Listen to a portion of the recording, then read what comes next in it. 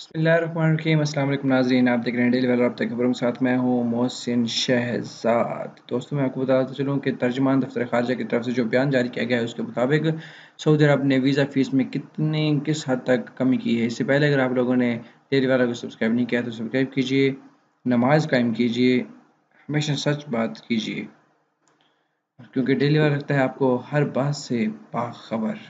अपनी न्यूज़ पे आते हैं कि तर्जुमान दफ्तर खारजा का बयान है कि इस्लामाबाद डेली ऑनलाइन हब के मुताबिक तर्जुमान दफ्तर खारजा डॉक्टर फैसल ने कहा है कि पाकिस्तान भारत से बातचीत से घबराता नहीं और बातचीत के जरिए ही मामलात हल किए जा सकते हैं।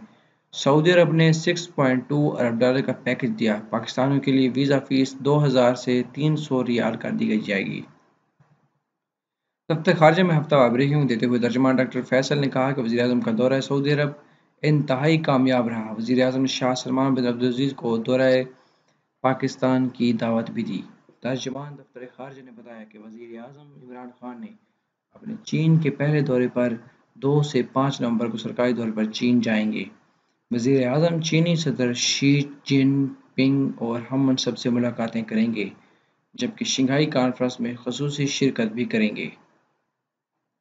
डॉक्टर फैसल ने मकबूजा कश्मीर की सूरत हाल पर बात करते हुए कहा कि भारतीय काबिज़ फ़ौज ने 20 निहत्ते कश्मीरियों को शहीद किया। पाकिस्तान कश्मीर में गमज़दा ख़ानदानों के साथ खड़ा है। पाक भारत मुज़ाकरात से मुतल्लिक़ तर्जुमान का कहना था कि पाकिस्तान भारत से बातचीत से घबराता नहीं, बातचीत के ज़रिए ही मामलात हल किए जा सकते हैं। डॉक्टर फैसल ने मज़ीद ये कहा कि भारतीय शहरियों की जानिब से पाकिस्तानी हदूद में जहाज़ यरमगाल बनाए जाने का इल्म नहीं।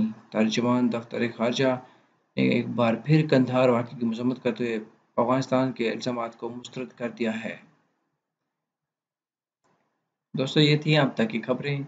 मज़ीद खबरों और अपडेट्स के लिए देखते रहिए डेली वाला। और अगर आप लोगों ने अभी तक डेली वाला को सब्सक्राइब नहीं किया तो डेली वाला को सब्सक्राइब कीजिए, क्योंकि डेली वाला आता है आपके पास breaking news. Thanks for watching. अल्लाह हाफिज़।